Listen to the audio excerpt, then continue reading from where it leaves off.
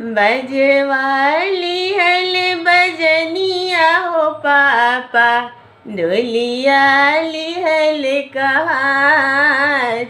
बजवाली हल बजनिया हो पापा, डोलिया लिहल कहार।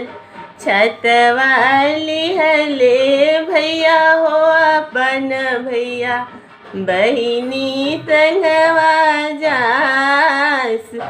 छतवाली हले भैया हो अपन भैया, बहिनी संगवा जास। जहाँ जहाँ डोलिया रोके कहरवा, भैया समुझाय।